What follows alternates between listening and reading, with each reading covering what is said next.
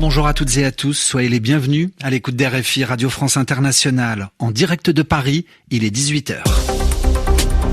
Le journal en français facile. Adrien Delgrange. 16h, temps universel, nous sommes le lundi 21 juillet. Au sommaire de cette édition, 25 pays, dont le Royaume-Uni, la France, le Canada et le Japon, appellent à mettre fin immédiatement à la guerre à Gaza. Aujourd'hui encore, l'armée israélienne a bombardé les Gazaouis.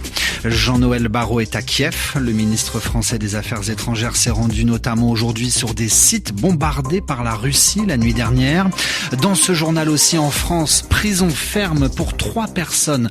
3 personnes condamnées pour avoir maltraité des vendangeurs sans papier.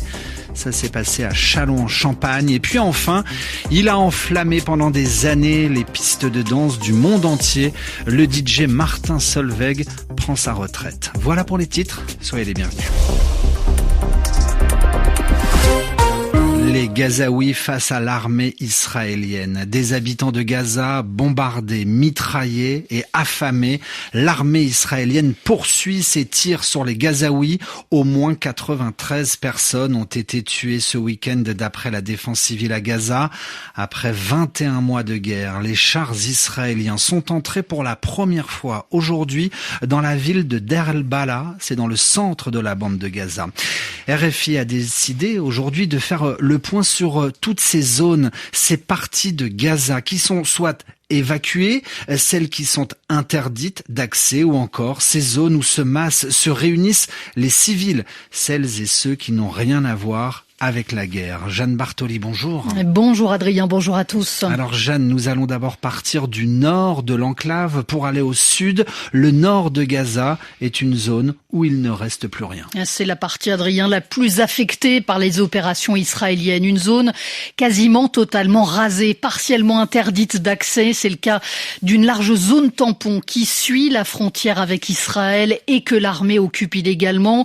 Le nord de Gaza comprend aussi la grande ville de Gazaville, hier localité la plus peuplée de l'enclave, aujourd'hui en grande partie détruite. Des centaines de milliers de Gazaouis survivent un peu plus au nord dans l'immense camp de réfugiés de Jabalia. Le peu d'aide qui arrive encore dans le nord de Gaza passe par le récent terminal de Zikim. C'est non loin de là qu'hier 80 personnes ont été tuées par des tirs de l'armée israélienne selon la défense civile de Gaza. Le nord de Gaza, Jeanne Bartoli, est séparé du reste du territoire par ce qu'Israël appelle le corridor de Netzarim. Oui, Adrien, il délimite le nord et le centre de Gaza qui comprend la grande ville de Deir el-Balah. Hier, l'armée israélienne a lancé un ordre d'évacuation de Deir el-Balah. Vers le sud, vers Khan Younes, l'armée israélienne concentre actuellement les civils dans des conditions inhumaines à l'ouest de Khan Younes, dans la région côtière d'Al-Mawassi. Mais à terme, le plan du gouvernement israélien serait de les concentrer dans une zone fermée sur les ruines de Rafah, encore plus au sud. Un projet contraire à toutes les règles du droit international et que le ministre israélien de la Défense a qualifié de ville humanitaire. Jeanne Bartoli, merci à vous dans votre journal en français facile. Et puis enfin, je vous le disais dans les titres, cet appel sera-t-il entendu, voire écouté par Israël? Une vingtaine de pays demandent à Israël de mettre fin immédiatement à la guerre à Gaza. Dans leur communiqué conjoint, commun, le message est simple et urgent. La guerre à Gaza doit cesser maintenant. Pendant ce temps-là, Israël bombarde aussi le Yémen. L'armée israélienne a aujourd'hui visé puis tiré sur le port d'Hodeïda, l'une des plus importantes infrastructures portuaires du Yémen, située dans l'ouest du pays et qui donne sur la mer Rouge. Pour le ministre israélien de la Défense, Israël Katz, ces frappes ont pour but de cibler les terroristes houthis. Le journal en français facile. Ce drame aujourd'hui au Bangladesh. Un avion de l'armée s'est écrasé sur une école. Un chasseur de l'armée de l'air du Bangladesh effectuait un vol d'entraînement lorsqu'il a touché terre sur une école de Dhaka. De nombreux enfants étaient en classe. Au moins 19 personnes, dont de nombreux jeunes écoliers, sont morts selon un dernier bilan. Ils servent à la fabrication des voitures électriques, par exemple, ou encore à la fabrication des éoliennes. Les aimants en terres rares, de petits extraits rocheux qui se trouvent en grande quantité dans le sous-sol chinois. La Chine a exporté le mois dernier 353 tonnes d'aimants vers les États-Unis. C'est 7 fois plus qu'au mois de mai.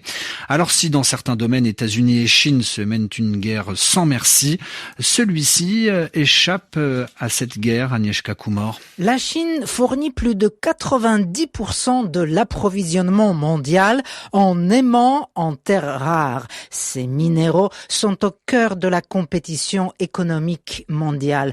Composants essentiels pour permettre la conversion de l'énergie mécanique en énergie électrique, ils sont notamment utilisés dans les véhicules électriques et dans les éoliennes.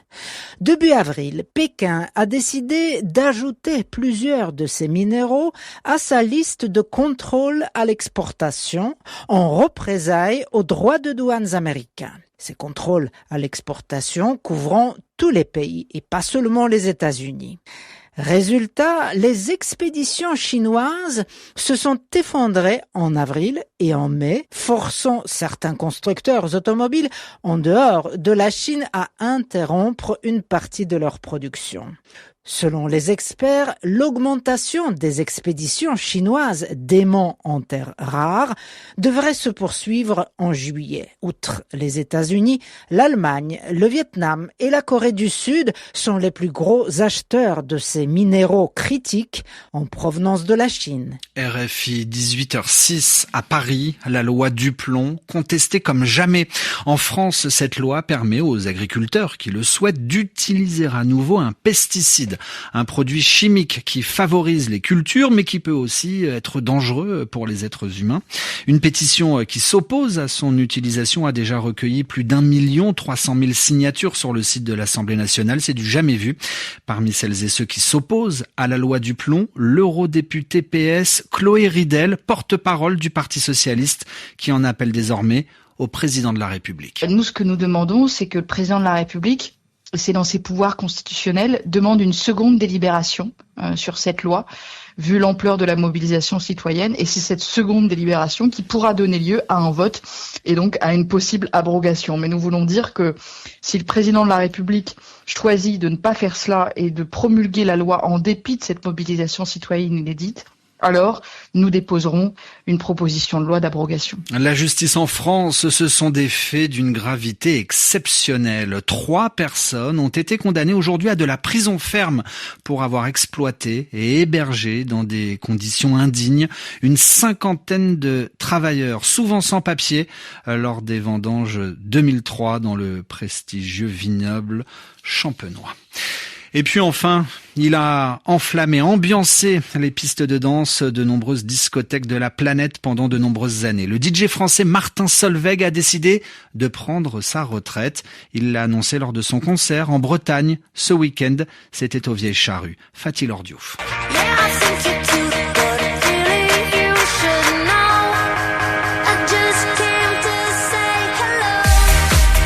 C'est sur le tube Hello, en duo avec la chanteuse Dragonette, que Martin Solveig a quitté définitivement la scène devant 70 000 personnes. Artiste incontournable de la French Touch avec David Guetta ou Bob Sinclair, Martin Solveig est l'un des artistes électro français qui s'exporte le mieux à l'international. En 2003, il se fait connaître en remixant le titre Maidan de Salif Keita.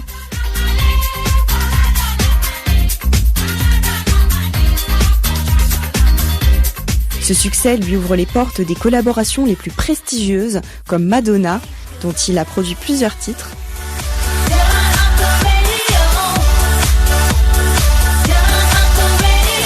L'été dernier, il avait enflammé la cérémonie de clôture des Jeux paralympiques au Stade de France avec 23 autres DJ. Martin Solveig risque de bien manquer à toute une génération. Sa retraite anticipée lui permettra peut-être de se concentrer sur des projets différents, notamment son application audio d'histoire pour enfants, Alma Studio, lancée en 2020.